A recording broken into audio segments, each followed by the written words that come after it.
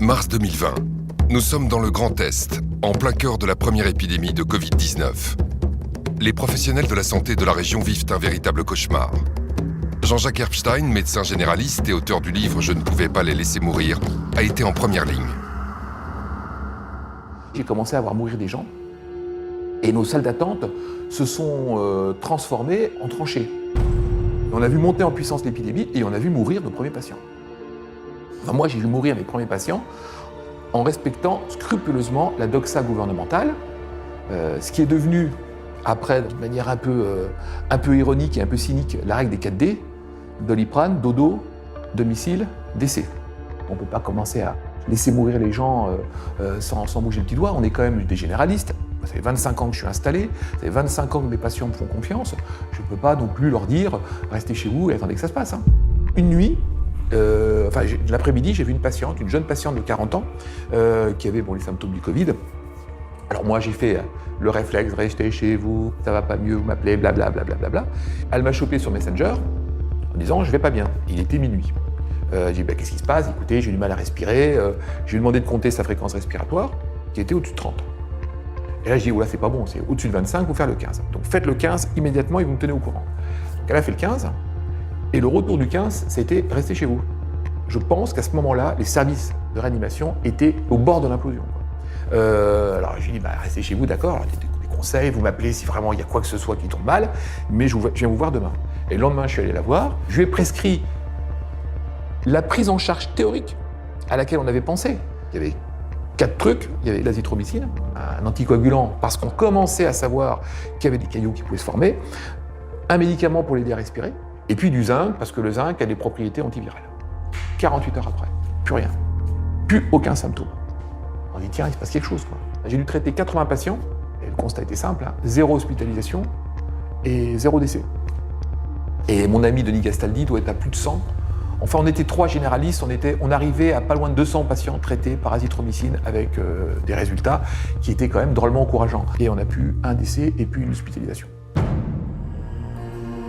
Le docteur Herbstein et ses collègues décident ensemble de publier une tribune dans l'Est républicain, un journal régional, dans le but de partager leurs observations prometteuses avec le plus grand nombre.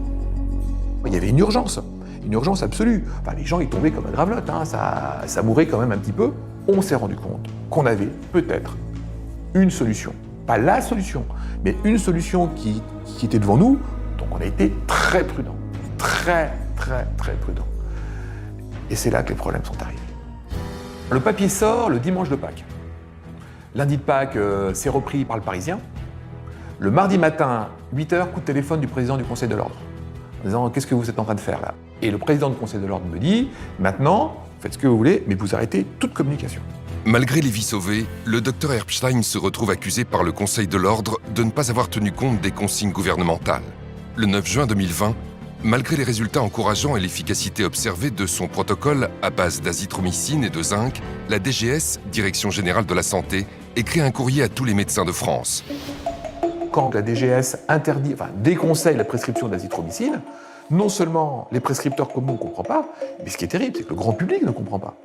Parce que le grand public qui a été traité par l'azithromycine avec succès, dit « Mais attendez, mais qu'est-ce qu'ils nous font là ?» Et pourtant, cette décision n'est rien en comparaison de ce qui s'est passé avec l'hydroxychloroquine, une autre molécule qui va se retrouver au cœur de la plus grande polémique et pour certains du plus grand scandale scientifique du XXIe siècle. Comment expliquer cette guerre complètement folle, complètement délirante contre l'hydroxychloroquine? A-t-on oui ou non laissé mourir des gens en les privant de solutions qui auraient pu leur sauver la vie? Ils sont nombreux dans le monde médical à en être convaincus. D'autant que, comme vous allez le découvrir, plusieurs traitements naturels ont montré d'excellents résultats contre la Covid-19 sans jamais trouver le moindre relais dans les médias, ni le moindre soutien de la part des instances de santé. Pour quelles raisons? Et dans l'intérêt de qui?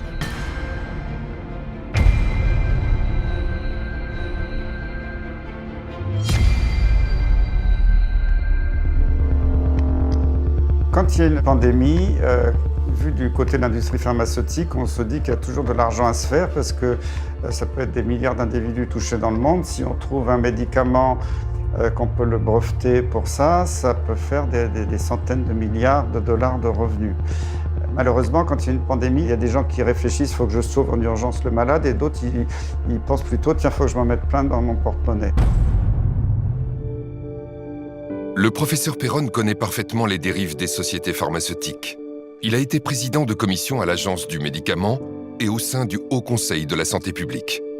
À l'Organisation mondiale de la santé, il a exercé le rôle de vice-président du groupe d'experts sur la politique vaccinale en Europe. Le professeur Perron a donc occupé les fonctions les plus prestigieuses en infectiologie. Mais il a toujours défendu les malades contre la pensée unique médicale. En 2017 déjà, il montait au créneau pour dénoncer le scandale lié à la maladie de Lyme. En France, aujourd'hui, il y a des centaines de milliers de gens en grande souffrance qui sont rejetés par le système médical, qui sont paralysés. À l'échelle de l'Europe, c'est des millions. Oui. Et pendant ce temps-là, les autorités disent tout va bien. Donc c'est un vrai scandale sanitaire. Mais c'est vrai, c'est vrai. En 2020, il publie Y a-t-il une erreur qu'ils n'ont pas commise pour dénoncer notamment l'influence de l'industrie pharmaceutique dans sa tentative de diabolisation de l'hydroxychloroquine, commercialisée en France sous le nom de Plaquenil, un traitement ancien et bon marché qui a démontré très tôt une efficacité prometteuse contre le coronavirus. C'est le plus grand canular, malheureusement sinistre, de la médecine. On avait plein d'études qui montraient que ça marchait. Et il y a une espèce de coalition internationale, à la fois de Big Pharma, des présidents des sociétés savantes qui touchent beaucoup d'argent dans l'industrie pharmaceutique, de tout un tas de groupes d'experts qui étaient bourrés de conflits d'intérêts, qui ont passé leur temps à taper sur l'hydroxychloroquine. Et pour moi, c'est un scandale absolument énorme. L'histoire est hélas régulièrement ponctuée par de nombreux scandales sanitaires qui confirment que l'industrie pharmaceutique cherche avant tout la rentabilité financière sans considération pour la santé publique, souvent avec la complicité des agences sanitaires et de leurs experts en conflit d'intérêts. Le Vioxx, anti-inflammatoire prescrit pour les douleurs liées aux maladies articulaires, aurait provoqué 160 000 crises cardiaques et attaques cérébrales et 40 000 décès rien qu'aux États-Unis. Malgré les faits, les autorités sanitaires maintiennent le Vioxx sur le marché jusqu'à son retrait en 2004. Le Vioxx aurait rapporté à son laboratoire 12,5 milliards de dollars. Le scandale du Mediator aura lui aussi contribué à révéler les dérives et l'avidité de l'industrie pharmaceutique.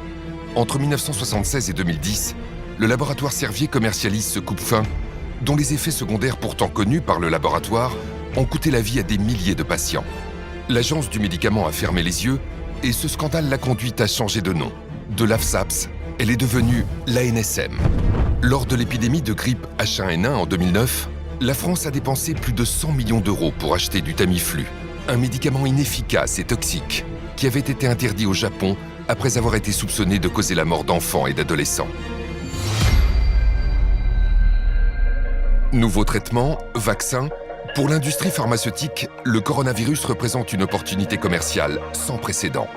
Alors que des laboratoires comme AbbVie ou encore Gilead tentent de positionner leurs médicaments sur le marché du coronavirus, un homme va venir chambouler les projets commerciaux de Big Pharma. Son nom, Didier Raoult. Considéré dans le monde comme un des plus grands spécialistes des maladies infectieuses, le professeur Didier Raoult dirige l'IHU Méditerranée Infection à Marseille, un pôle 100% indépendant de l'industrie pharmaceutique et au rayonnement mondial dans le domaine des maladies infectieuses. Au début de l'année 2020, le professeur Didier Raoult et son équipe de chercheurs épluchent les récentes données des scientifiques chinois qui mettent en avant l'efficacité d'un traitement à base d'hydroxychloroquine.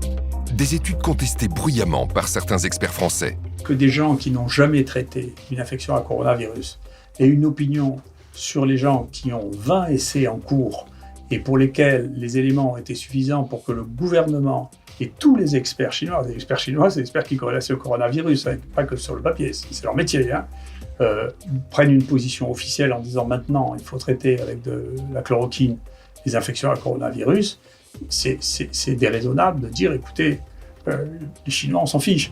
Là est venue la première étude de Didier Raoult, qui avait des contacts en Chine, qui connaissait tout ça, et qui a commencé à faire une étude. Au début, c'était sur 24 malades, un petit nombre de patients.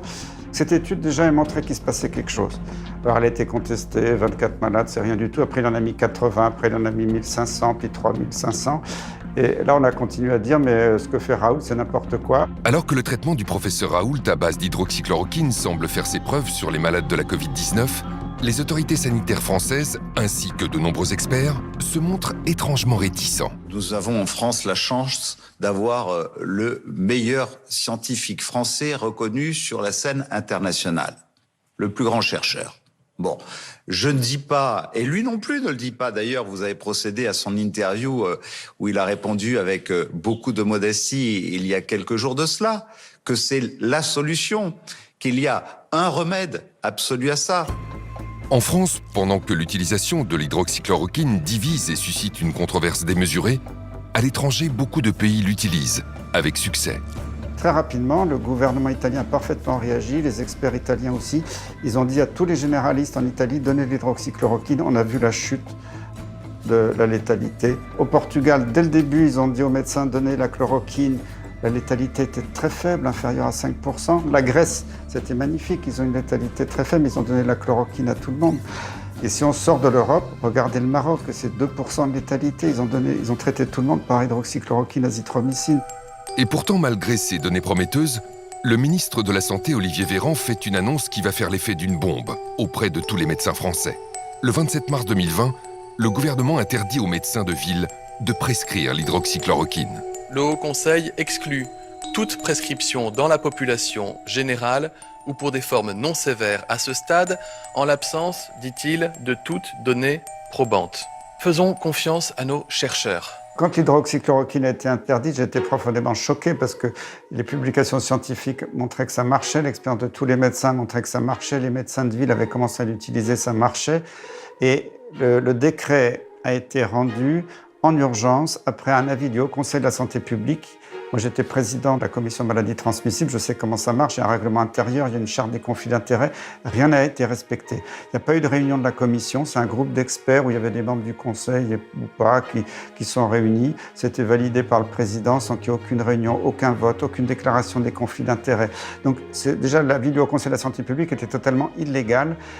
Et le ministre s'est appuyé là-dessus pour passer un décret en urgence qui était un scandale absolu en France, c'est qu'on a laissé crever les gens. On a interdit aux médecins généralistes qui s'étaient mobilisés pour sauver les gens de traiter les gens. La France est le seul pays au monde à avoir interdit par les médecins l'utilisation de l'hydroxychloroquine, ce qui était pour moi un scandale d'État.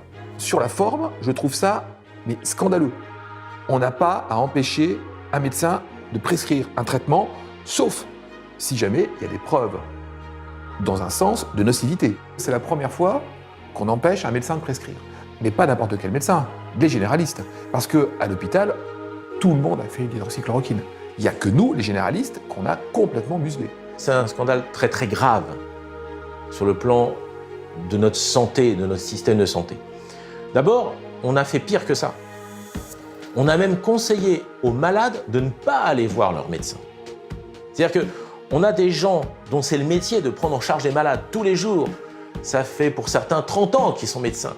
Et tout d'un coup, on dit à leurs malades, surtout n'allez pas voir votre médecin. Et puis ensuite, on nous explique qu'on a fait 10 ans d'études, mais qu'on n'est pas capable de déterminer si un patient peut ou ne peut pas prendre de l'hydroxychloroquine. Ça fait 30 ans qu'on le fait.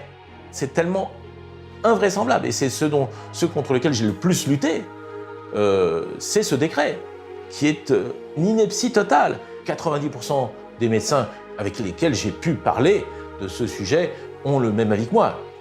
Parce que ce sont pour la plupart des médecins généralistes, par ailleurs. Donc ils se sentent réellement exclus du système. On n'a pas tenu compte de l'avis des médecins, parce que les médecins généralistes, ils l'ont bien vu au début, ils ne donnaient pas l'hydroxychloroquine, ils ont envoyé beaucoup de gens en réanimation à l'hôpital.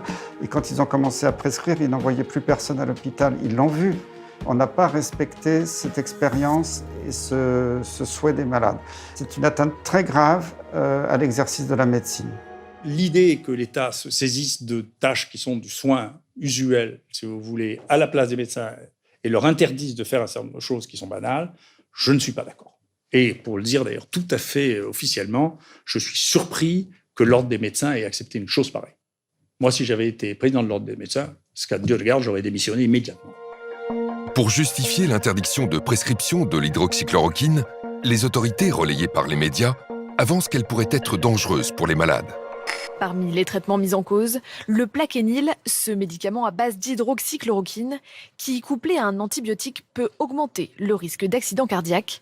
Attention à la chloroquine, c'est l'agence du médicament qui a donc lancé une alerte cette nuit. Le médicament qui suscite beaucoup d'espoir aujourd'hui peut être mortel. Il reste un produit dangereux s'il est mal utilisé. Honnêtement, si un jour on se met à réfléchir sur l'histoire de l'hydroxychloroquine, qui est quand même l'histoire la plus fantasque que j'ai jamais entendue en médecine de ma vie. D'accord ? C'est-à-dire un médicament qui existe depuis 80 ans, qui a été prescrit peut-être à un tiers de la population du monde, qui en France est vendu à 36 millions de pilules par an, et d'un coup, il y a toutes les autorités qui commencent à dire que c'est un truc épouvantable, criminel, qu'on va mourir tous d'arythmie cardiaque parce qu'on prend ce truc. C'est le truc le plus fantasque que j'ai jamais vu. J'ai jamais entendu parler d'un truc aussi fantasque que ça. C'est inouï. Avant la crise du coronavirus, l'hydroxychloroquine ou plaquenil avait une excellente réputation. Cette molécule figure en bonne place sur la liste des médicaments essentiels de l'Organisation mondiale de la santé. Mais c'est aussi, comme le rappelle le professeur Raoult, un médicament que l'on connaît de longue date, car c'est un dérivé de la chloroquine, utilisé depuis les années 50 par des centaines de millions de personnes dans le monde en prévention du paludisme. L'hydroxychloroquine a été donnée pendant des décennies aux personnes réputées fragiles comme les femmes enceintes, les enfants ou encore les personnes âgées. Ce médicament est si sûr qu'il était en vente libre jusqu'en janvier 2020, date à laquelle la ministre de la Santé, Agnès Buzyn, a décidé de lui retirer son accessibilité sans la moindre explication. Il y a déjà eu un truc qui a été curieux, c'est mi-janvier, quand Agnès Buzyn a demandé que l'hydroxychloroquine, qui était en vente libre, devienne sous prescription médicale. Ça, c'était un peu curieux. Puis, en mars 2020, l'hydroxychloroquine est devenu un médicament très dangereux, du jour au lendemain. Alors que l'hydroxychloroquine, il y a des publications qui montrent que ça marche, ça coûte pas cher. L'agence du médicament n'a pas arrêté de dire que c'était toxique.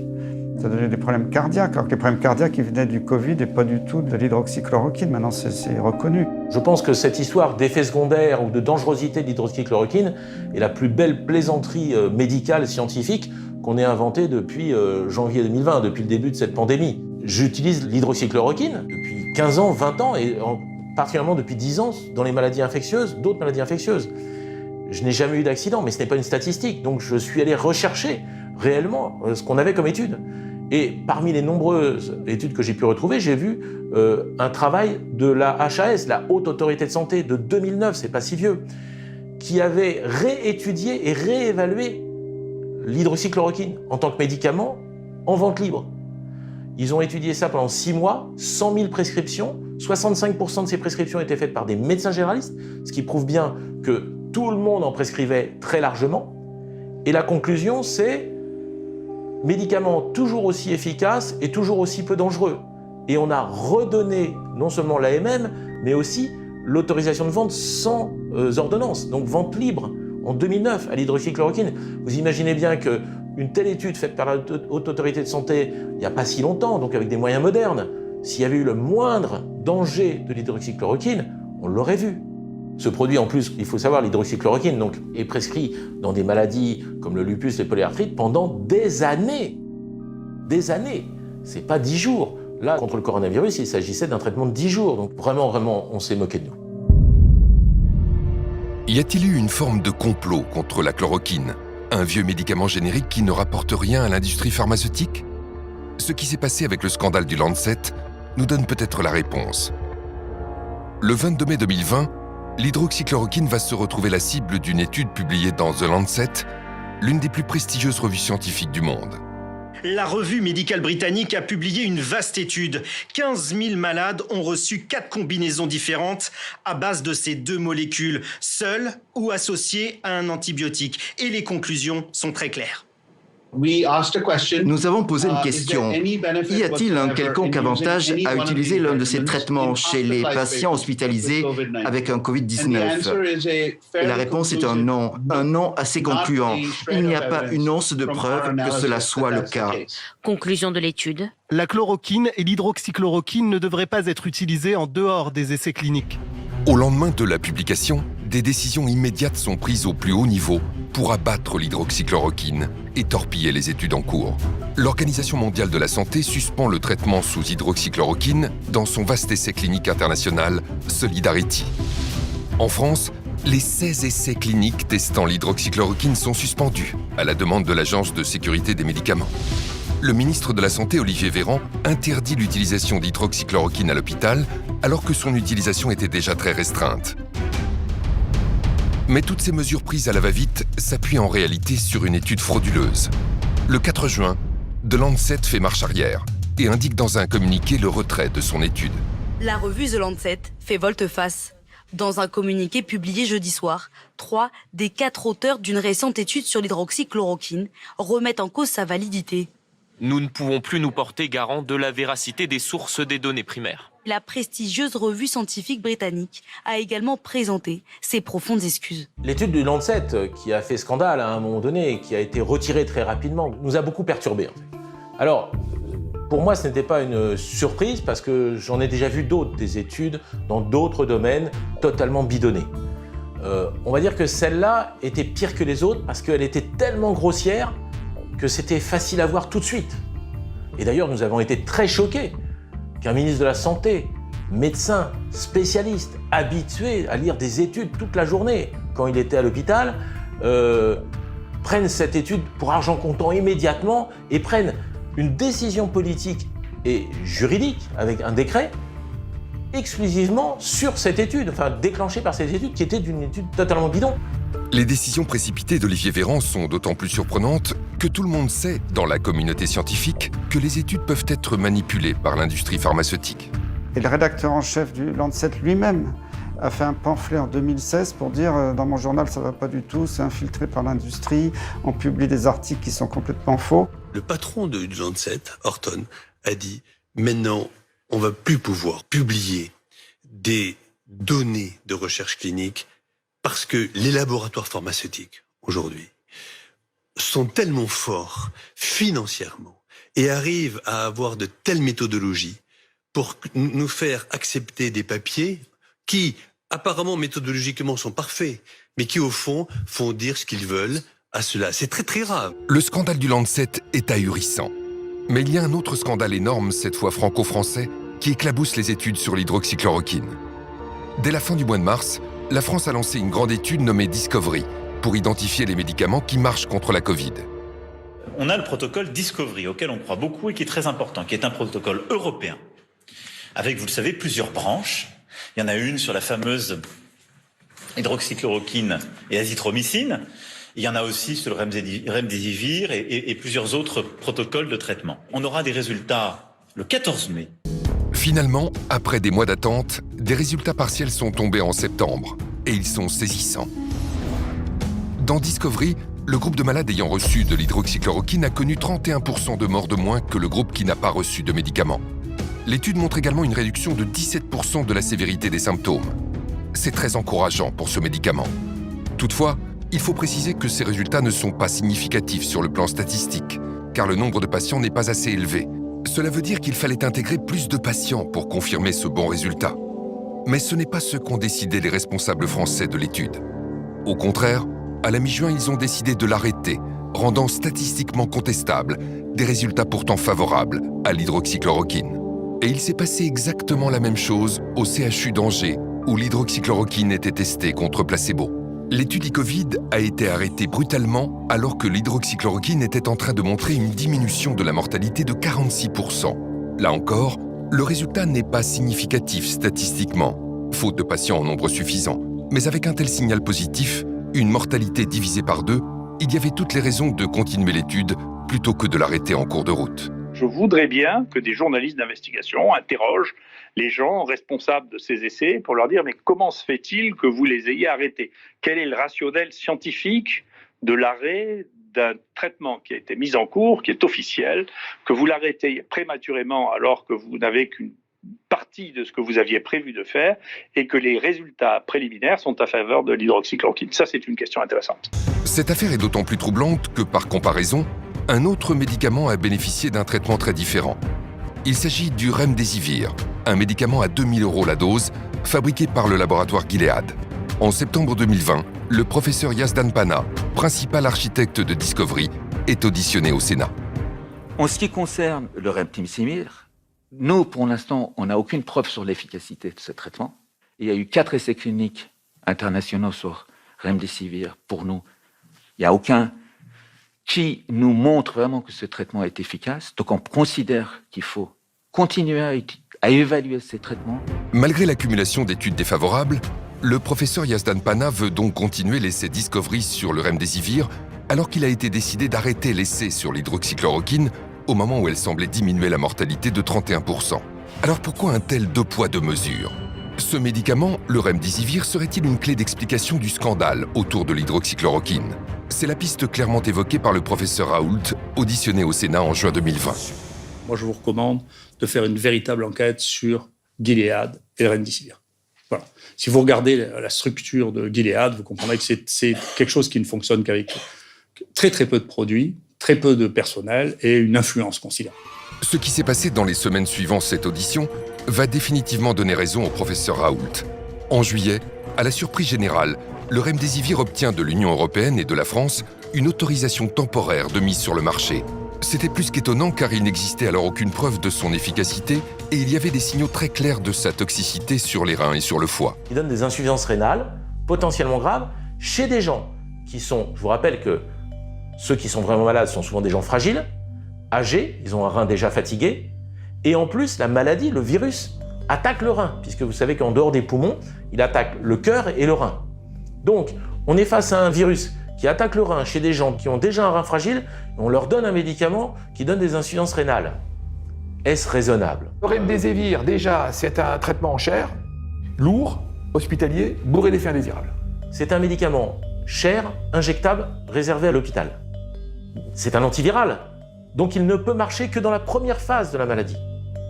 Quand vous êtes hospitalisé et que vous commencez à être en soins intensifs ou au moins sous oxygène et commencez à avoir des insuffisances respiratoires, c'est fini, il ne marche plus. Il faut le donner beaucoup plus tôt, comme l'hydroxychloroquine. Sauf qu'on ne l'a pas en ville puisque c'est un médicament hospitalier. Donc c'est doublement absurde, parce qu'on met en avant un médicament qui est à usage exclusivement hospitalier pour des malades qu'il faut traiter avant qu'ils arrivent à l'hôpital. En face, vous avez l'hydroxychloroquine. L'hydroxychloroquine, on la connaît depuis 30 ans. On connaît tous ses effets secondaires, on n'a aucune inconnue sur cette molécule, et elle coûte 4 €. Vous êtes ministre de la Santé, vous décidez d'essayer lequel ? Celui que vous ne connaissez pas, qui vaut entre 2 000 et 4 000 €, celui que vous connaissez parfaitement et qui vaut 4 €. Voilà ce que je pense du remdesivir. Quand l'ANSM a accordé au remdesivir l'autorisation donc de provisoire de mise sur le marché, une ATU, eh bien, 2 jours plus tard, le Haut Conseil de santé publique, lui, au terme de ces débats qui sont publics, et on a les transcriptions, disait que c'était inefficace, cher, et qu'aucune preuve de l'efficacité clinique n'avait été apportée. Donc comment est-ce que l'ANSM a pu accorder une autorisation avec, le texte dit, une présomption forte d'efficacité, là où les experts, 2 jours plus tard, diront que c'est notoirement inefficace. Et en un temps record, je ne sais pas, en 2 semaines, c'était autorisé à l'Agence du médicament américaine, en un temps record à l'Agence du médicament européenne, en un temps record à l'Agence du médicament française. Ils ont une autorisation de mise sur le marché. Mais c'est un scandale énorme. Ce scandale énorme devient encore plus criant à l'automne. Le 8 octobre 2020, la Commission européenne signe l'achat de 500 000 doses de remdesivir avec le laboratoire Gilead. À plus de 2 000 € le traitement, c'est un contrat à plus d'1 milliard d'euros pour un médicament qui n'a jamais fait la preuve de son efficacité. Plus grave encore, quelques jours après ce méga contrat, l'Organisation mondiale de la santé publie les résultats de son grand essai Solidarity. Les conclusions sont claires et définitives. Le remdesivir ne sauve pas la moindre vie et n'accélère pas la guérison des malades. Ces conclusions définitives n'ont pas empêché l'Union européenne de signer un contrat à 1 milliard d'euros pour ce médicament. Et dans la foulée de ce contrat, le remdesivir est distribué largement dans les hôpitaux français. Juste après que tout le monde se soit mis d'accord sur le fait que le remdesivir ne sert à rien, eh bien, on reçoit du ministère de la Santé, du directeur général de la Santé, une lettre qui nous dit maintenant, vous pouvez utiliser le remdesivir quand vous voulez, c'est gratuit, on en a tant que vous voulez. Vous pouvez donc mettre des perfusions pendant 10 jours avec un produit qui ne sert à rien et qu'on a acheté. Mais vous n'avez pas le droit d'utiliser l'hydroxychloroquine, qui est un médicament que 2 milliards de personnes ont pris dans leur vie et qui n'a pas donné d'effets secondaires, à part essentiellement des problèmes oculaires quand on prend ça pendant plus d'1 an. Donc, si vous voulez, il y a quand même là un problème de fond. C'est particulièrement choquant parce qu'au même moment, l'Agence du médicament a refusé à nouveau d'autoriser l'hydroxychloroquine en France. L'Agence du médicament refuse au professeur Raoult une recommandation temporaire d'utilisation de la chloroquine en disant « Écoutez, on ne peut pas, professeur, parce que, vous comprenez, 1, ça ne marche pas, 2, c'est dangereux. C'est même très dangereux, la chloroquine. » Sauf que cette même agence du médicament avait 2 mois auparavant, 3 mois auparavant, au mois de juillet, accordé une autorisation, cette fois-ci temporaire d'utilisation, au remdesivir, qui lui était notoirement inefficace, et je vais y venir, et effectivement spécialement dangereux. Qu'est-ce que ça cache? Qu'est-ce que ça cache? Tous les scandales de santé publique commencent comme ça. Ce refus d'autoriser l'hydroxychloroquine est d'autant plus choquant qu'à la fin du mois d'octobre, les preuves scientifiques sont désormais massivement favorables à ce traitement. Sur 136 études réalisées sur ce médicament, les 3/4 concluent à son efficacité contre la Covid-19. Et quand l'hydroxychloroquine est donnée suffisamment tôt, comme le recommande le professeur Raoult, elle montre une efficacité dans 100% des études publiées. C'est pour cela que de très nombreux pays utilisent et recommandent ce médicament dans le monde entier. À l'automne 2020, 3 des plus grandes nations de la médecine recommandent officiellement l'hydroxychloroquine. La Chine, qui a inclus la chloroquine dans sa liste officielle des médicaments contre la Covid. La Russie, qui recommande l'hydroxychloroquine en traitement précoce. Et l'Inde, qui la recommande aussi à la fois en prévention et en traitement de la Covid-19. Si on regarde les pays où la létalité était la plus forte, c'est les pays les plus riches et soi-disant les plus avancés sur le plan économique, que ce soit la France, la Grande-Bretagne, la Belgique. Et on s'aperçoit que ce sont les pays qui sont le plus sous l'influence de l'industrie pharmaceutique. Et ça, c'est dramatique, alors que les pays soi-disant plus pauvres, qui n'avaient pas trop les moyens, s'en sont extrêmement bien sortis avec des médicaments pas chers comme l'hydroxychloroquine. Face à toutes ces preuves, le refus de l'agence du médicament d'autoriser l'hydroxychloroquine est difficilement compréhensible. Quelle indécence de la part de la NSM de venir dire que la chloroquine n'a pas de présomption simple d'efficacité, là où le remdesivir avait, lui, une présomption forte d'efficacité. Nous sommes dans un mensonge d'État. Le parquet de Paris devra ouvrir une information judiciaire pour savoir pourquoi est-ce que finalement, depuis le départ, la chloroquine est à ce point décriée et pourquoi est-ce que le remdesivir, dont l'efficacité a été reconnue comme nulle, c'est pas moi qui le dis, le professeur Combe dit effectivement efficacité clinique nulle et il dit « je suis désolé d'être aussi dur », 2 jours après que la NSM ait accordé cette autorisation d'utilisation. Donc qu'est-ce que ça cache? Nous saisissons le parquet parce que nous pensons, nous craignons qu'effectivement nous soyons au cœur d'un scandale. De fait, pour imposer le remdesivir, Gilead a sorti en coulisses l'artillerie lourde, et ce, dès le début de l'épidémie. Lors de son audition au Sénat en juin 2020, le professeur Raoult dénonçait déjà des méthodes peu orthodoxes. Je vous le rappelle, moi quand j'ai commencé à parler pour la première fois de la chloroquine, il y a quelqu'un qui m'a menacé à plusieurs reprises, de manière anonyme. J'ai porté plainte et j'ai fini par trouver que c'était celui qui avait reçu le plus d'argent de Gilead depuis 6 ans. Quand même. D'accord? Donc, si vous voulez, j'ai une expérience personnelle, d'accord, de fonctionnement qui ne me paraissent pas normaux. Peut-être que c'est une coïncidence, mais c'est pas sûr parce qu'il me disait, qu'il m'interdisait de parler de la chloroquine, d'accord? J'ai les mails, j'ai porté plainte officiellement à la police, on sait qui c'est. Ce que révèle le professeur n'est pas un cas isolé, car la plupart des experts infectiologues français ont des liens d'intérêt avec le laboratoire Gilead. Le journal Science et Avenir en a calculé le nombre exact.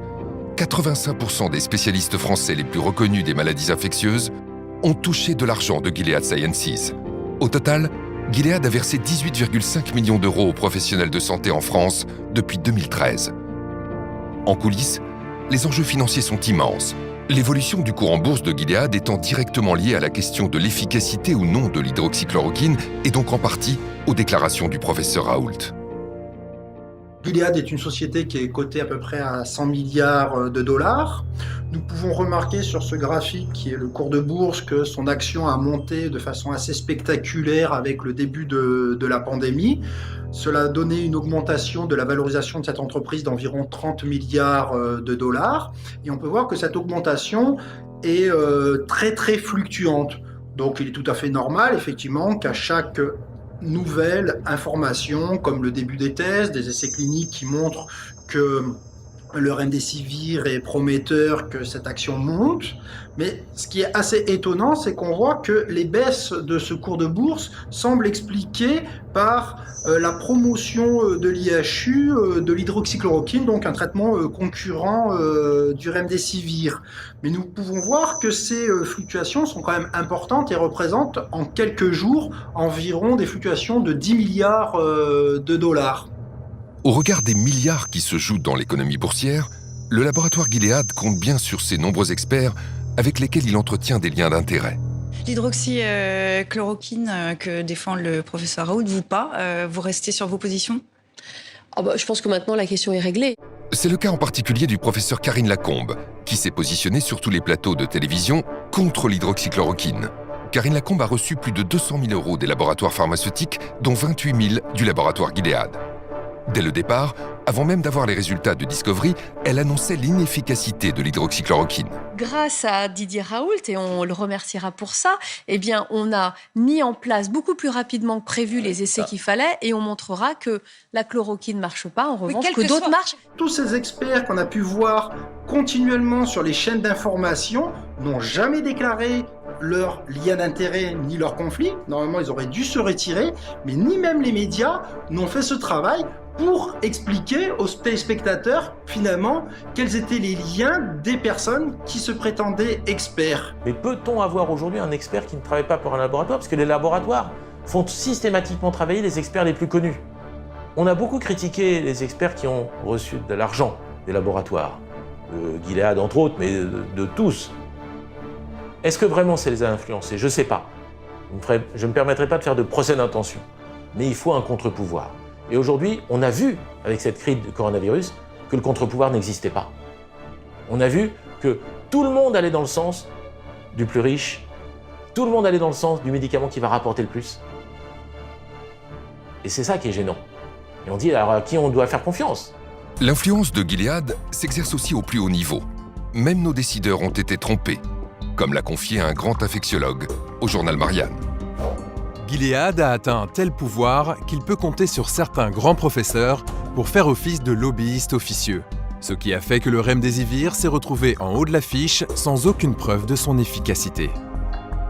Monsieur le ministre de la Santé, le gouvernement doit la vérité aux Français évidemment sur la gestion de la crise. Est-ce que vous excluez tout soupçon de collusion entre les intérêts du laboratoire Gilead et des membres du conseil scientifique? Moi, je n'aime pas les accusations ad hominem. Et je considère que les membres du conseil scientifique ont fait une action gratuite depuis plusieurs mois maintenant dans notre pays. Vous en êtes sûr? Ont été importants. Qu'il n'y a pas de soupçon de moi, je suis sûr qu'ils n'ont pas été payés par le gouvernement ou par qui que ce soit pour réaliser leur action au sein du conseil scientifique. C'est pas la question. Est-ce qu'ils ont des liens financiers avec des laboratoires? Si vous citez le laboratoire Gilead, par exemple, lorsque j'étais député, vous pourrez voir que lorsqu'il y avait un traitement contre l'hépatite C qui avait émergé, mais ce n'est pas ma question. J'avais même convoqué moi-même le président du laboratoire pour dire que le prix était excessif.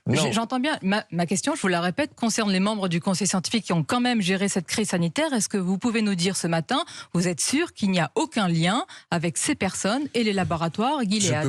Je peux vous dire, Sonia Mabrouk, qu'il n'y a eu aucune intention cachée ou directe d'aucun membre du conseil scientifique pour nous pousser à prescrire quelque traitement que ce soit. Y compris le remdesivir. Y compris le remdesivir. Je n'ai eu aucune recommandation du conseil scientifique sur le remdesivir.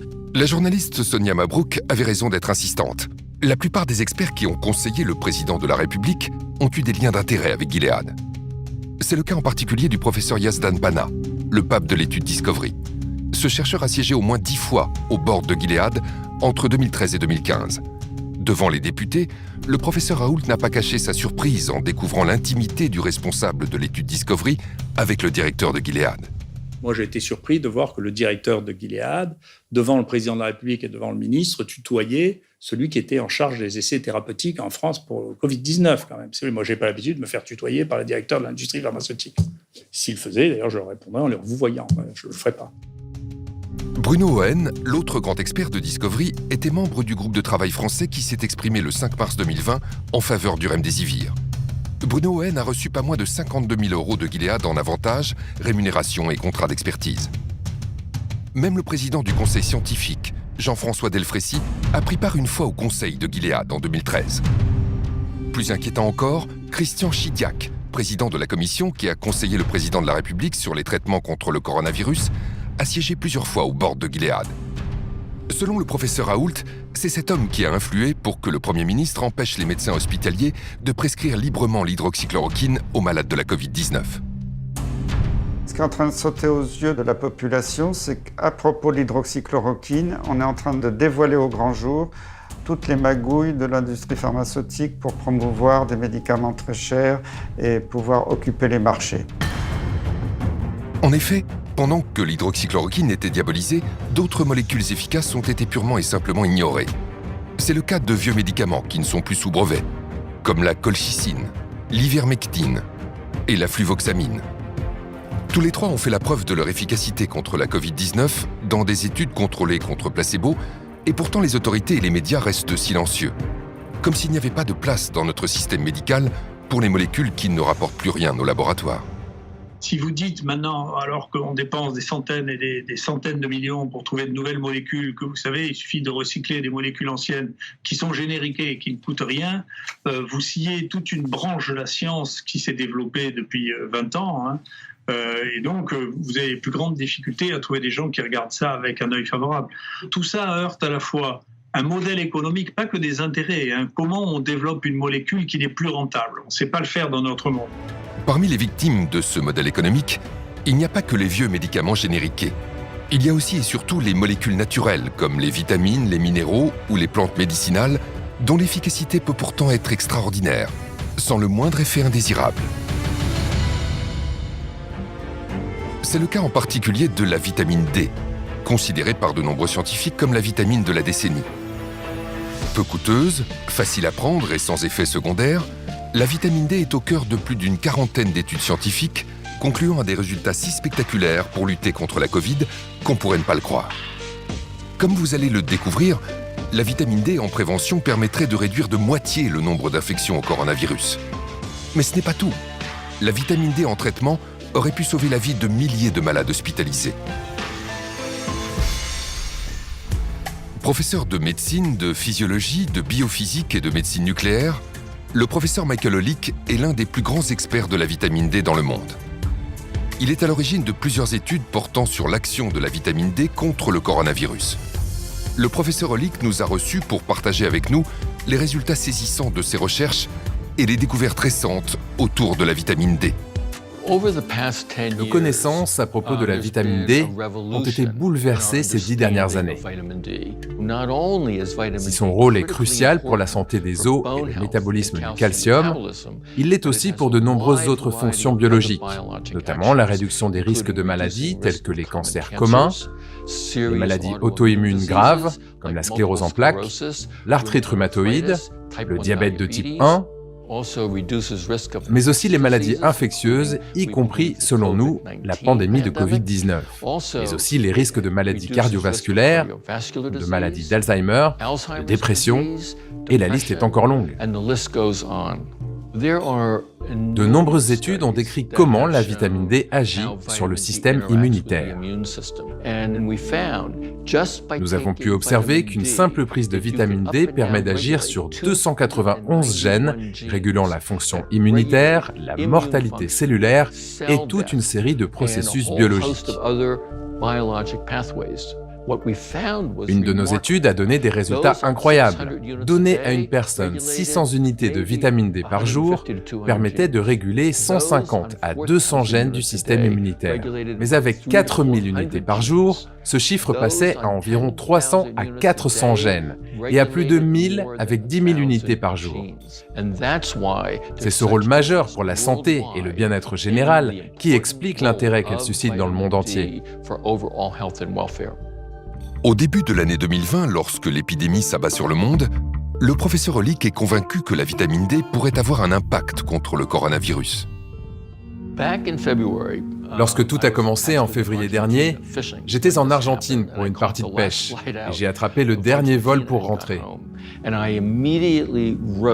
J'ai aussitôt écrit à mon hôpital et à d'autres personnes concernées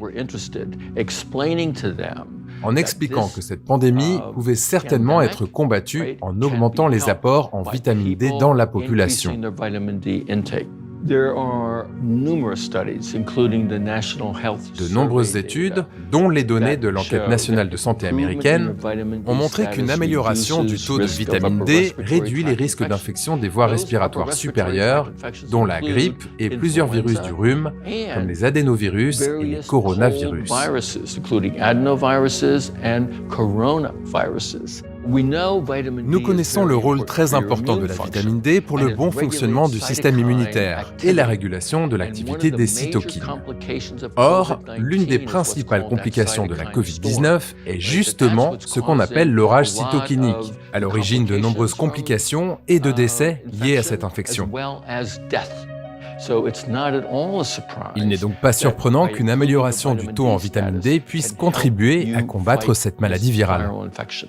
Le professeur Hollick n'est pas le seul à comprendre immédiatement l'intérêt exceptionnel de la vitamine D pour lutter contre la Covid.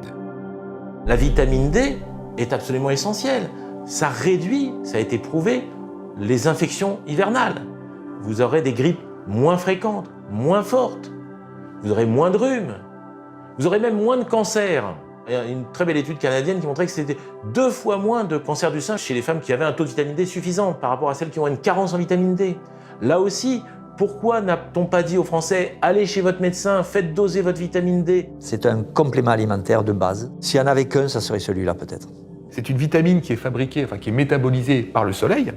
Donc le soleil est important. Et pour que cette vitamine puisse avoir des effets positifs sur votre corps, il faudrait rester tous les jours, un quart d'heure à moitié à poil en plein soleil.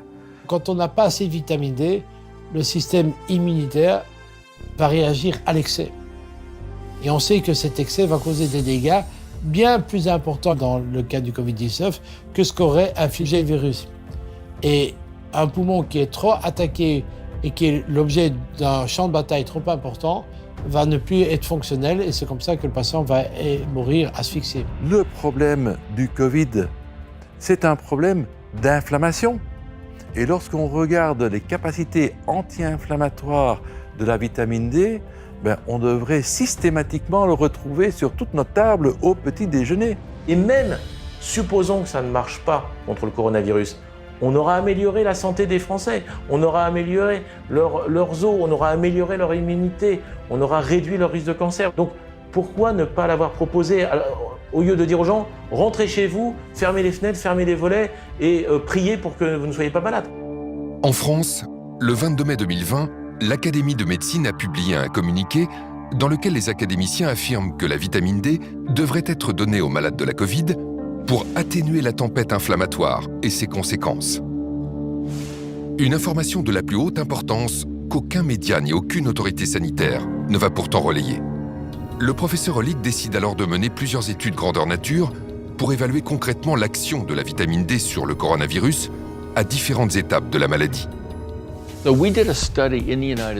Nous avons mené une étude aux États-Unis sur 191 000 patients atteints de Covid-19 et nous avons montré qu'une carence en vitamine D augmente de 54% le risque de contracter cette maladie.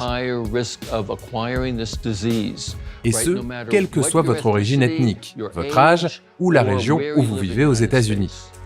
Les résultats obtenus par le professeur Hollick sont exceptionnels. Ils sont publiés le 17 septembre 2020 dans le journal médical PLOS ONE. Mais ce n'est pas tout. Non seulement la vitamine D réduirait de moitié les infections, mais en plus elle réduirait drastiquement la gravité de la maladie. Parallèlement, nous avons mené une autre étude pour déterminer si les patients hospitalisés pour des infections sévères présentaient ou non des risques accrus de complications et de décès en cas de carence en vitamine D. Et nous avons découvert qu'au-delà de 40 ans, les personnes ayant une carence en vitamine D présentaient un risque létal à 50% supérieur et qu'elles développaient beaucoup plus de complications liées à la maladie. Le professeur Hollick parle bien d'une baisse de moitié du nombre de morts avec de bons taux de vitamine D, ce qui est un résultat exceptionnel. Cela peut paraître difficile à croire, mais ces chiffres ont été confirmés par plus de 40 études internationales. Si l'on met en regard les personnes ayant pris ou non une supplémentation en vitamine D et ayant été contaminés, et que l'on analyse l'impact de la vitamine D sur la réduction des risques de complications ou de décès, et les données scientifiques publiées, eh bien, il en ressort que cette vitamine pourrait diminuer de 40 à 50% les formes sévères de l'infection et le risque létal.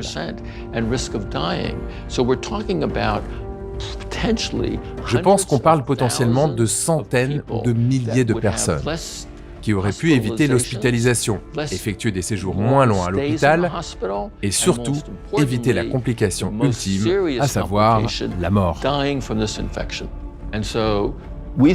Nous en concluons donc que c'est un bouclier puissant contre le risque de contracter cette maladie infectieuse grave.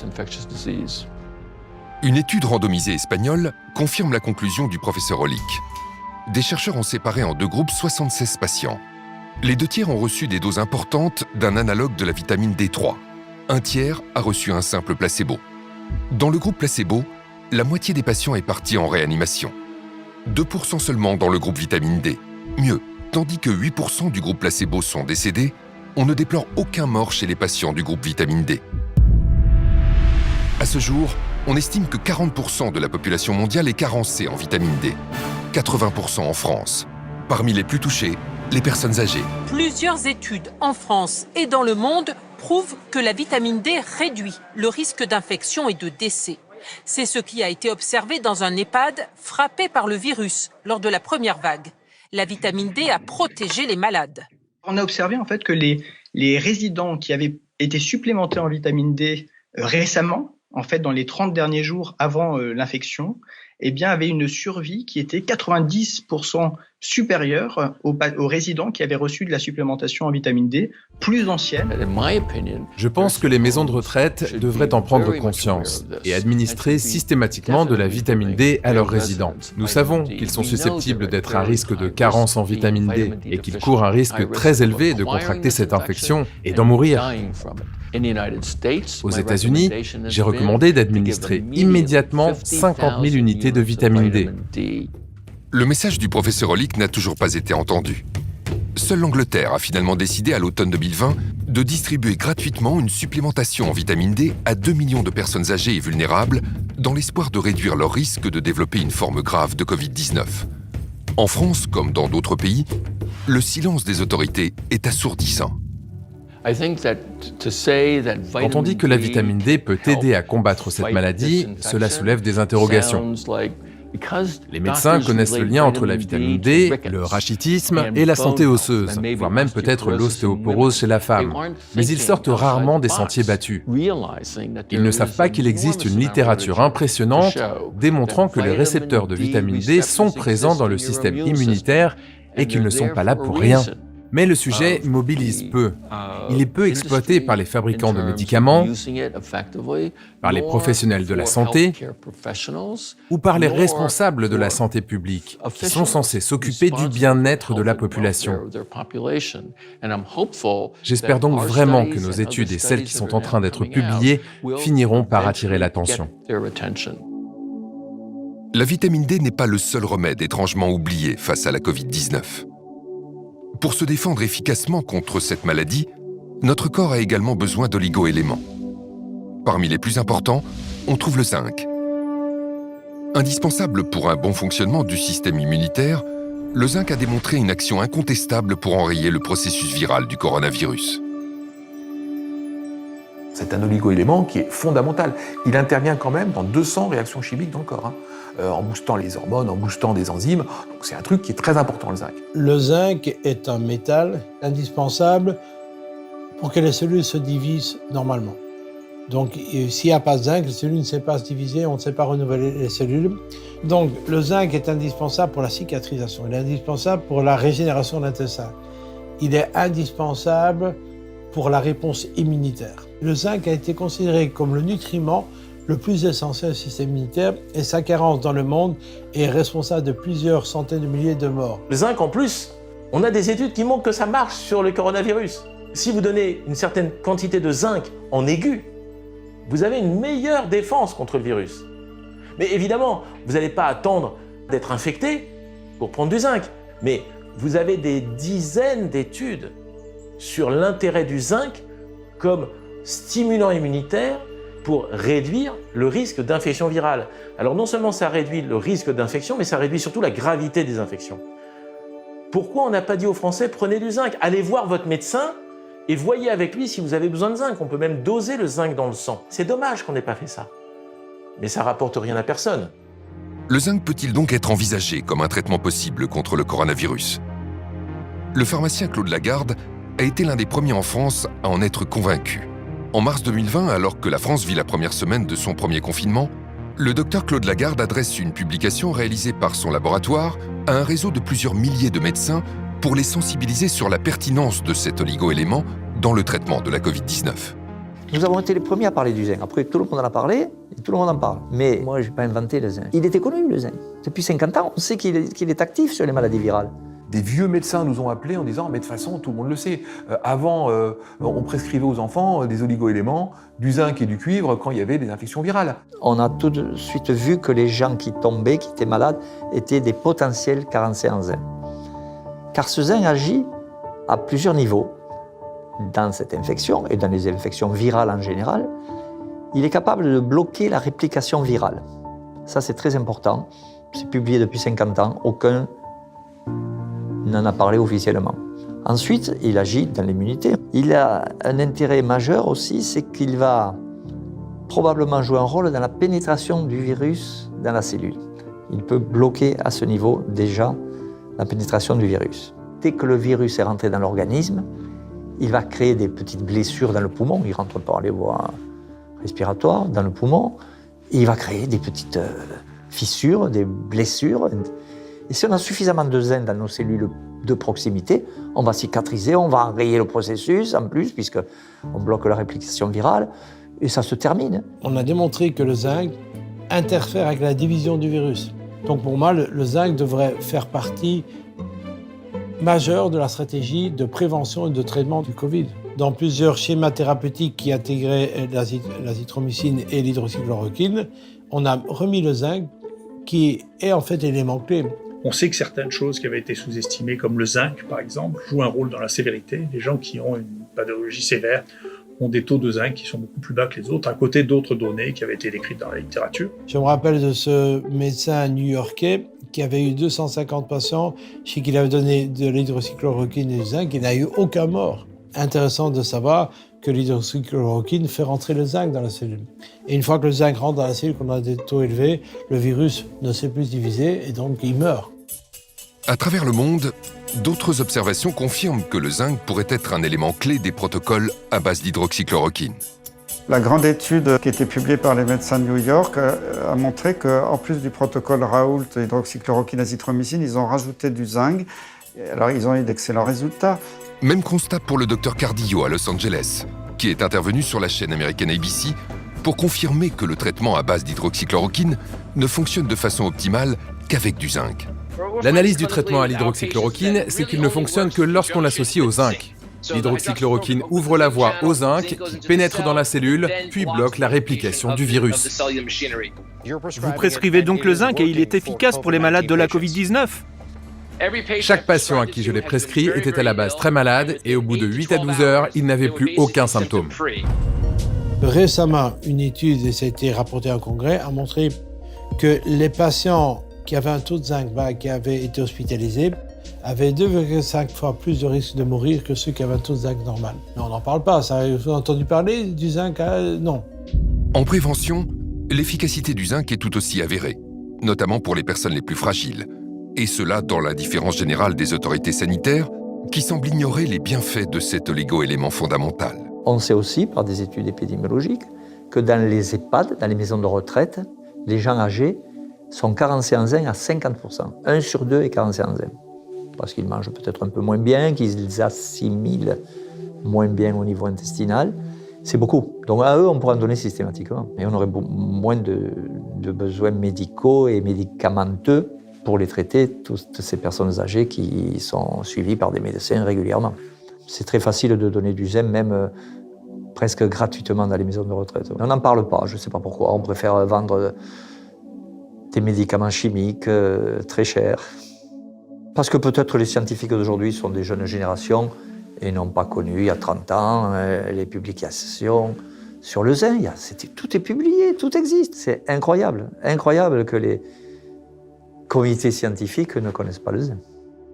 Les grands spécialistes hospitaliers, et donc en particulier les experts qui ont géré cette crise, n'ont absolument pas cette culture. La seule prévention qu'ils connaissent des maladies infectieuses, ce sont les vaccins. Parce que pour eux, c'est la seule piste qui ait prouvé une efficacité. Mais c'est faux. On a des études sur le reste. Mais elles ne sont pas assez puissantes ou elles ne concernent pas un médicament bien précis. Donc, ils ne veulent pas le prescrire. Une autre molécule naturelle a obtenu des effets impressionnants pour soigner les patients gravement atteints par le coronavirus. La vitamine C. Les injections de vitamine C ont démontré, études scientifiques à l'appui, une réelle efficacité contre les infections respiratoires et sur les patients victimes de septicémie. Vous allez comprendre pourquoi de plus en plus de médecins sont convaincus que les patients hospitalisés pour le coronavirus devraient recevoir immédiatement des injections de vitamine C. Mon grand-père pharmacien il ne connaissait que deux médicaments, hein, la vitamine C et l'aspirine, pour se soigner de toute pathologie virale. La vitamine C se devrait d'être remise à l'honneur. La vitamine C, c'est un élément qu'on connaît depuis peut-être un siècle comme stimulant immunitaire. 1 gramme, 2 grammes de vitamine C, déjà, on sait que ça a une action sur notre immunité. Et la vitamine C, elle a un avantage. Vous ne pouvez jamais faire d'excès. Vous ne pouvez jamais avoir un effet secondaire parce que vous avez pris trop de vitamine C. Parce que c'est une vitamine qu'on appelle hydrosoluble. Donc si vous en prenez trop, elle va repasser dans les urines, c'est pas grave, vous risquez rien. Mais pendant qu'elle passe dans le corps, elle agit. Et donc les fortes doses de vitamine C pourraient être efficaces. Chez un patient qui est complètement diminué en antioxydants, la vitamine C va très rapidement éteindre les incendies. C'est un antioxydant puissant, elle protège tout ce qui est la phase aqueuse du corps, donc l'intérieur des cellules. Donc, cette vitamine C est une barrière et un protecteur majeur des cellules contre les attaques des oxydants.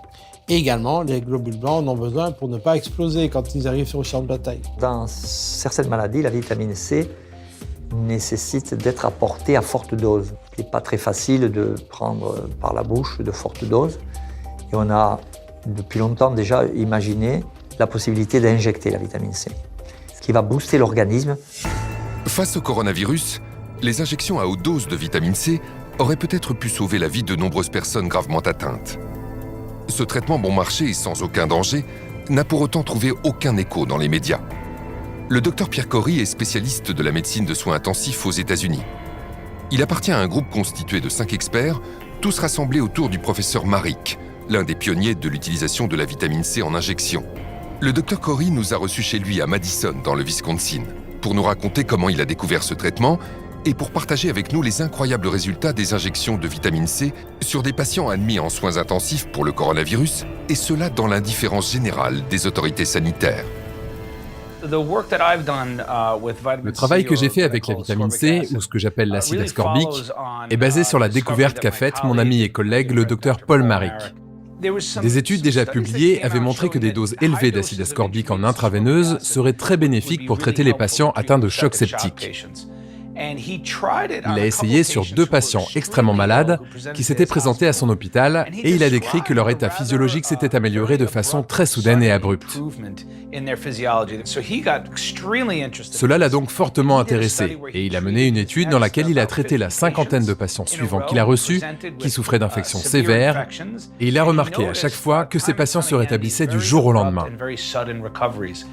Il a donc publié son expérience avec ces 50 patients en la comparant avec les 50 patients qu'il avait traités avant eux, sans utiliser la vitamine C en intraveineuse.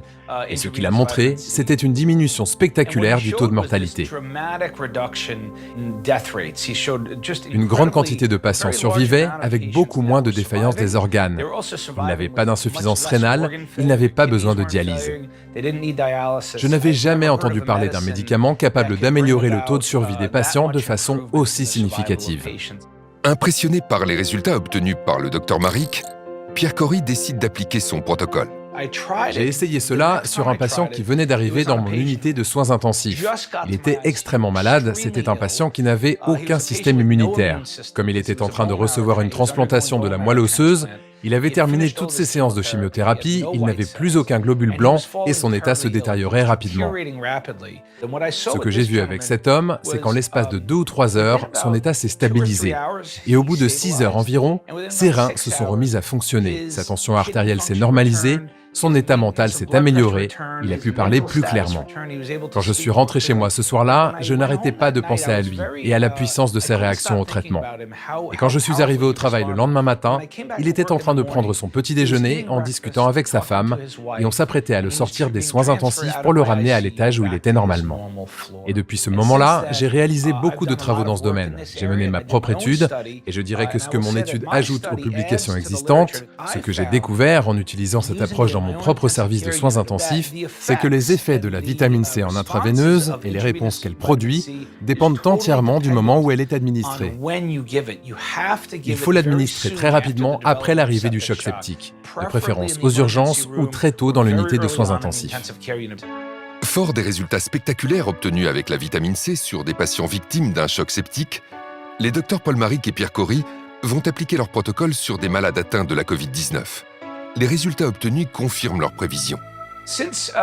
Puisque nous savons, et c'est la conviction que je partage avec mes collègues, que la vitamine C fonctionne dans les cas de choc septique ou de septicémie, devrions-nous en déduire qu'elle peut fonctionner aussi dans les cas de Covid ou de difficultés respiratoires liées à la Covid?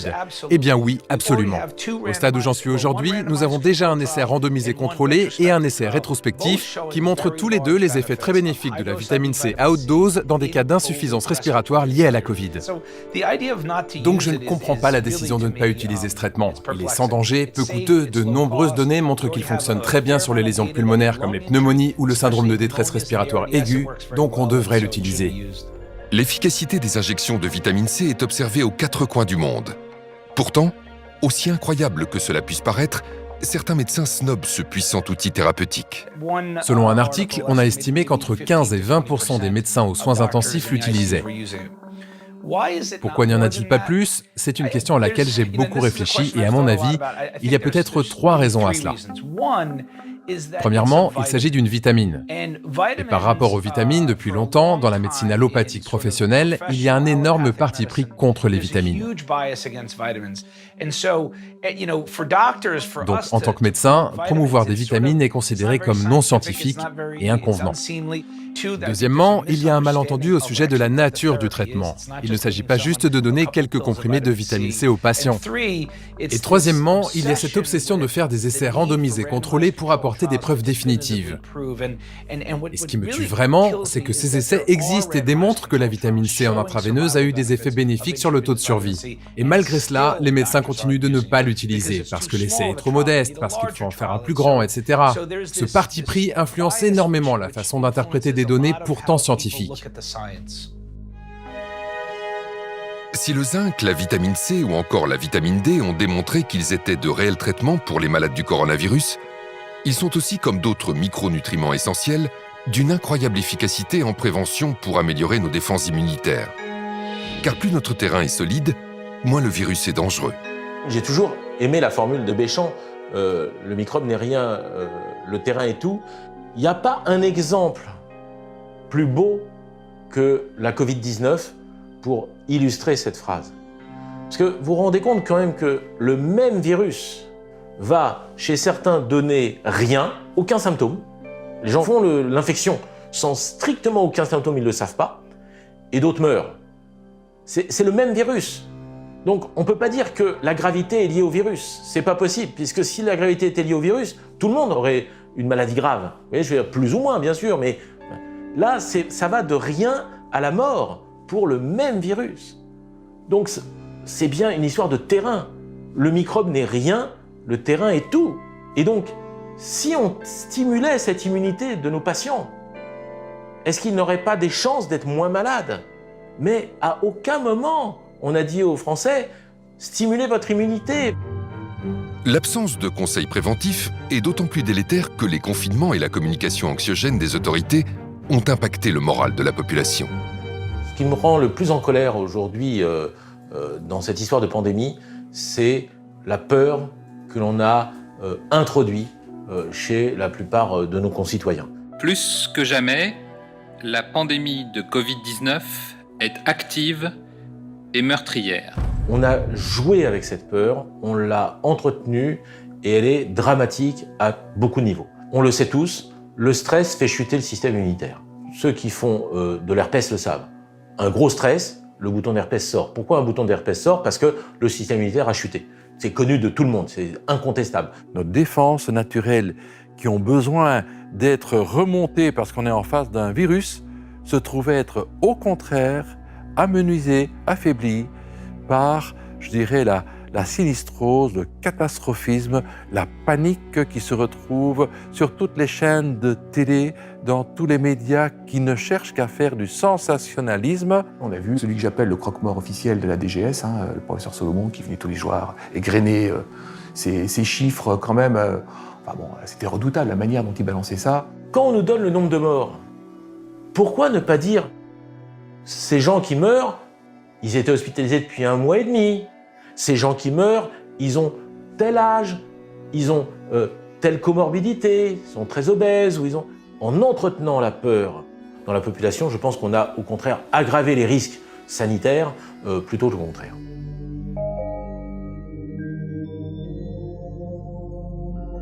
Le stress est une agression psychologique, une peur, ou alors elle est chronique parce qu'on pense tous les jours à ce problème de virus.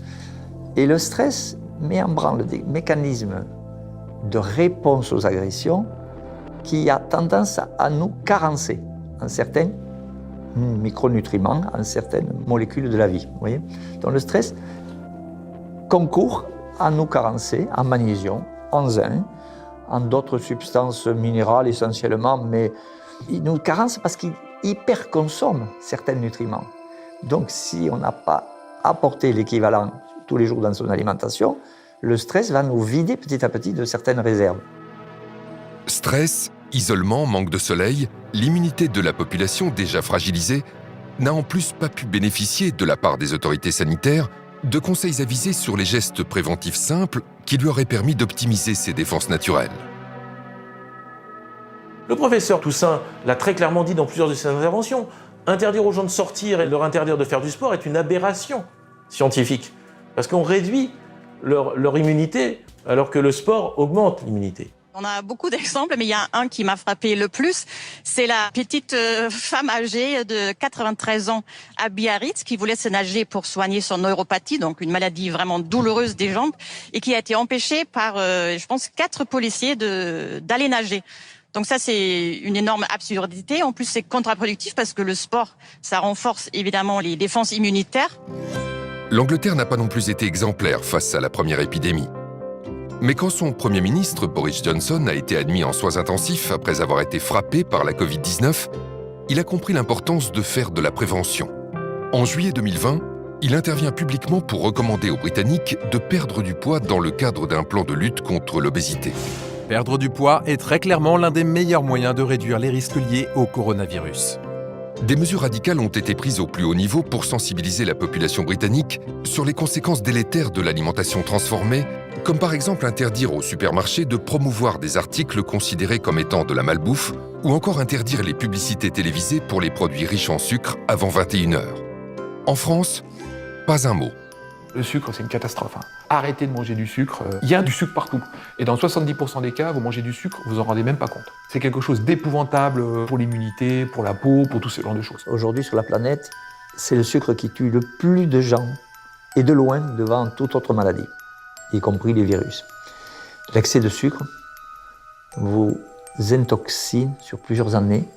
Vous finissez diabétique, hypertendu. Le sucre est hyper consommé, beaucoup trop. Or, on a montré que si on énumérait, comme on le fait pour les victimes du SARS-CoV-2, le nombre de morts par jour, eh bien les gens seraient absolument paniqués à avoir une canette de coca, puisque on sait que, et ça a été une étude sérieuse publiée par l'université de Stanford, le département d'épidémiologie, que le sucre mondialement tue 1 personne par seconde dans le monde. 1 personne par seconde dans le monde. Et bon, donc ça fait plusieurs liés par jour.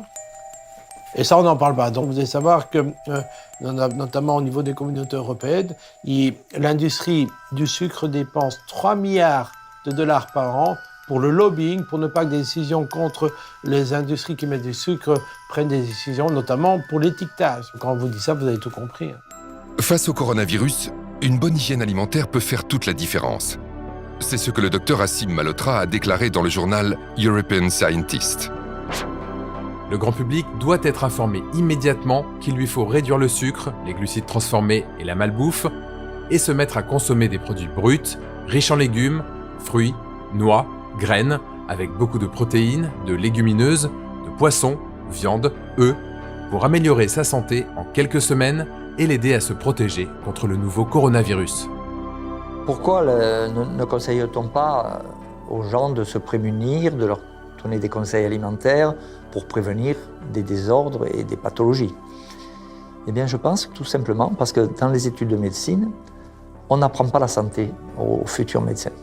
On leur apprend à faire des beaux diagnostics en s'aidant d'explorations coûteuses, souvent des radios, des analyses de laboratoire, des scanners, etc.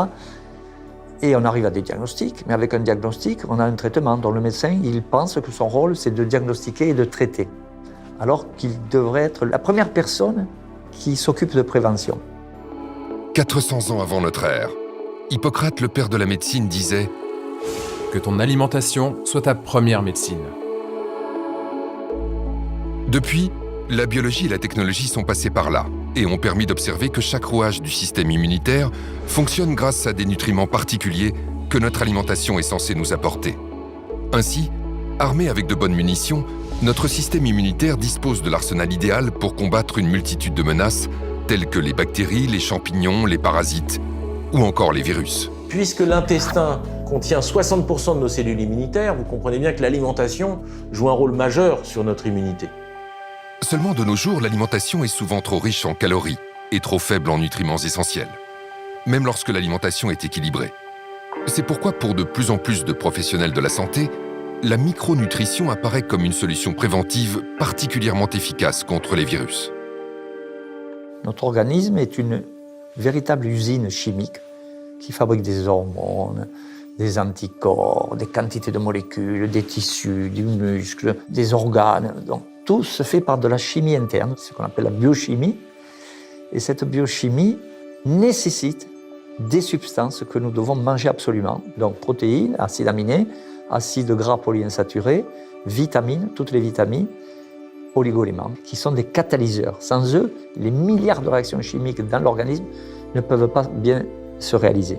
La micronutrition, c'est un moyen de restaurer le bon fonctionnement de l'organisme. C'est d'apporter donc des nutriments à l'état de trace, parce que micronutriments pour corriger ces défaillances. La plupart de mes patients ont des carences sévères en oméga 3, des carences en sélénium, en vitamine D. Je me rappelle de ce patient qui a un cancer du pancréas, qui est venu me voir parce qu'il est désespéré, parce que, en fait, quand on vous dit que vous n'avez plus que pour 3 mois à vivre, soit vous acceptez, vous allez faire votre testament, soit vous essayez de voir s'il n'y a pas une alternative.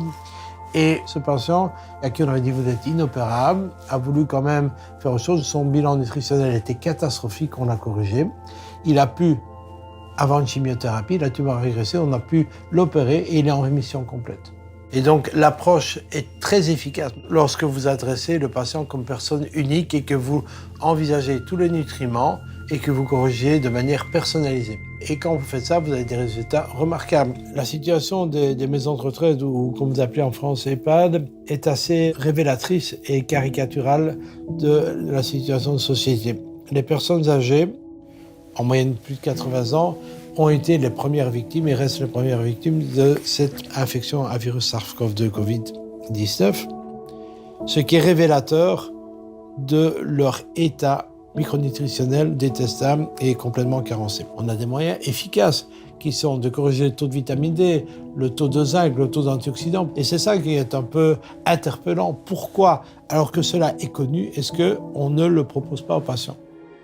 Cette omerta s'exerce également sur les nombreuses autres solutions naturelles à notre disposition. C'est le cas notamment des traitements fondés sur les extraits de plantes et les principes actifs naturels, plus communément appelés la phytothérapie. La plupart des médicaments ont été aspirés à partir des plantes. Le problème, c'est que les plantes ne sont pas vénales, n'ont pas breveté leurs inventions. Donc, que fait Big Pharma ? Elle prend la molécule, elle la modifie, elle la rend unique, elle la brevette et elle peut la vendre au plus haut prix puisque Elle est protégée. La phytothérapie, c'est une stratégie merveilleuse que moi j'ai découvert à travers les malades. Je n'ai pas appris ça à l'école de médecine, bien entendu. Et le gouvernement chinois, quand il y a eu le Covid, ils ont été intelligents. Ils ont vu qu'ils étaient un peu débordés au début. Bon, certes, ils ont trouvé l'hydroxychloroquine en cours de route, mais ils ont fait appel à la médecine traditionnelle chinoise et que ont donné les médecins chinois? Beaucoup d'artémisia. Ça a marché. Après, ça a été exporté en Afrique. Ça a marché remarquablement. On s'est moqué du président de Madagascar et d'autres pays qui avaient de l'artémisia partout dans les écoles. Il n'a pratiquement pas eu de Covid, il n'a pratiquement pas eu de mort. Il y en a d'autres. Scutellaria a prouvé son efficacité sur le coronavirus lui-même. Son efficacité, je dis bien en prévention. Seul, ça ne guérit pas la maladie, mais en prévention, on a une réduction des infections à coronavirus grâce à Scutellaria. Beaucoup d'extraits de plantes ont un intérêt parce que ce sont des molécules qui vont limiter l'inflammation. Boudée, voire discréditée par une bonne partie du monde médical et scientifique, la phytothérapie mérite pleinement de retrouver ses lettres de noblesse. Le 19 septembre 2020, l'Organisation mondiale de la santé a approuvé la mise en place d'un protocole pour des essais cliniques concernant les traitements de phytothérapie pour la Covid-19. Les débats scientifiques sur l'artémisia, les margousiers ou encore la vernonie pourraient ainsi retrouver leur place légitime. À côté de la phytothérapie, vous avez l'aromathérapie. Vous avez le plus grand antiviral probablement que la nature ait créé, qui est Ravinsara. Cette huile essentielle qui vient de Madagascar est d'une puissance extraordinaire. Et on a des publications claires là-dessus. C'est un antiviral puissant qui touche justement beaucoup les virus, on va dire des familles du coronavirus, et c'est un immunostimulant. Le Ravinsara est en effet une huile essentielle emblématique de l'aromathérapie. Son efficacité sur les virus est bien connue du grand public. Pour preuve, elle a été en rupture de stock pendant plusieurs semaines en France durant l'épidémie.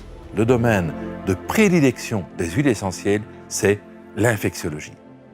Donc toute pathologie qui aura généré ou qui va se marquer, se traduire par une infection, que l'infection soit bactérienne, fongique, parasitaire, virale. Le secret de l'efficacité d'une huile essentielle réside dans le fait qu'elle est constituée d'innombrables molécules, augmentant ainsi son champ d'action et son efficacité face aux intrus. Cette spécificité fait de l'aromathérapie une discipline très prometteuse pour résoudre l'un des défis sanitaires majeurs des années à venir, l'antibiorésistance. Selon l'OMS, d'ici 2030, les antibiotiques ne seront plus efficaces sur bon nombre de bactéries, avec des conséquences catastrophiques pour notre santé. Dans le monde, on parle de plus de 500 000 décès rattachés à ce phénomène d'antibiorésistance. C'est un défi incroyable pour le monde pharmaceutique qui n'est plus parvenu, sur ces 15 dernières années, à créer un nouvel antibiotique innovant qui aurait pu détruire le microbe. Et il n'y a pas de réponse actuelle. Si, il y en a une, bien sûr. En mélangeant une huile essentielle avec un antibiotique, on rend à l'antibiotique son efficacité sur le microbe qui lui résistait précédemment, parce que l'huile essentielle a été ouvrir des portes dans le biofilm dans lequel le microbe se sentait réfugié, comme entouré d'un rempart. Et c'est ça que l'huile essentielle offre. Maintenant, l'huile essentielle choisie a elle-même une activité antibactérienne qui lui permet de ne pas être simplement un ouvre-porte à l'antibiotique. Les mécanismes d'action des huiles essentielles sont nombreux, ce qui en fait des armes particulièrement utiles contre les nouvelles menaces comme le coronavirus. Chaque classe de molécules composant les huiles essentielles peut avoir une activité différente sur le virus. On va par exemple détruire l'enveloppe du virus et le virus forcément va mourir. On peut attaquer son ADN, son ARN et donc forcément provoquer la mort du virus. On peut aussi empêcher que le virus n'adhère à la paroi de la cellule pour pénétrer la cellule et créer la pathologie. Pourtant, malgré toutes ces actions avérées pour faire face aux microbes et aux virus, l'aromathérapie est régulièrement discréditée dans les médias, particulièrement durant l'épidémie de coronavirus. Pourquoi un tel discrédit alors que dès 2008, on savait qu'une huile essentielle, le laurier noble, avait une activité in vitro contre le virus SARS-CoV, responsable de l'épidémie de SRAS en 2003. Pourquoi ne pas avoir immédiatement testé les huiles essentielles contre le SARS-CoV-2, Nous nous heurtons à un scepticisme d'un monde médical qui ne peut pas croire que ces huiles essentielles aient un intérêt thérapeutique. Si vous ne pouvez pas breveter une molécule, vous ne ferez jamais d'études dessus. C'est pour ça qu'il n'y a pas d'études sur la phytothérapie. C'est pour ça qu'il n'y a pas d'études sur l'homéopathie. C'est pour ça que l'hydroxychloroquine n'a pas été mise en avant. Si on parle de l'hydroxychloroquine, si on parle de la colchicine, si on parle d'autres molécules naturelles ou synthétiques comme la vitamine C, cela ne fait pas vivre les actionnaires de l'industrie pharmaceutique. Et pour l'industrie pharmaceutique, il faut du nouveau. Et l'innovation, cela se paye cher. L'épidémie de la Covid-19 a révélé les failles de notre système de santé. Le modèle économique de l'industrie pharmaceutique basé sur des nouvelles molécules vendues à prix d'or a révélé ses limites, ses dangers, mais aussi ses dérives. Notre santé, notre bien le plus précieux, est à la merci d'un écosystème où la santé des actionnaires prévaut sur celle de la population. Cette crise pandémique constitue une opportunité sans précédent pour qu'individuellement nous reprenions notre santé en main et que collectivement, nous nous unissions pour changer de paradigme afin que les solutions naturelles retrouvent leur lettre de noblesse. Ceci afin que le bien-être et la santé du patient soient au centre de toutes les priorités. Pour réformer le système de santé, il faudrait vraiment séparer le monde de l'argent et le monde des médecins, faire un coup de balai dans toutes les agences d'évaluation, avec des vraies évaluations pour le coût des conflits d'intérêts de chacun. Déjà, ce serait une bonne base pour repartir. La santé, c'est le fondement du bonheur.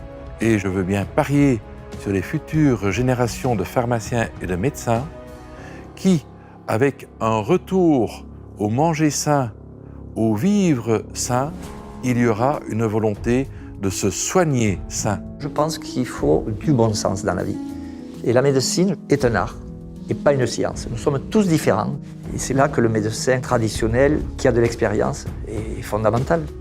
Les origines de la santé, c'est quoi? C'est avoir un tube digestif qui fonctionne bien, d'avoir un bon microbiote, d'apporter à notre système immunitaire les justes molécules en proportion en qualité qui lui permettent de réagir de manière efficace. Parce que lorsque ce système immunitaire est normal et est alimenté correctement, c'est un système d'une efficacité remarquable. Nous sommes dans une médecine intégrative. On ne veut pas avoir notre seule vérité.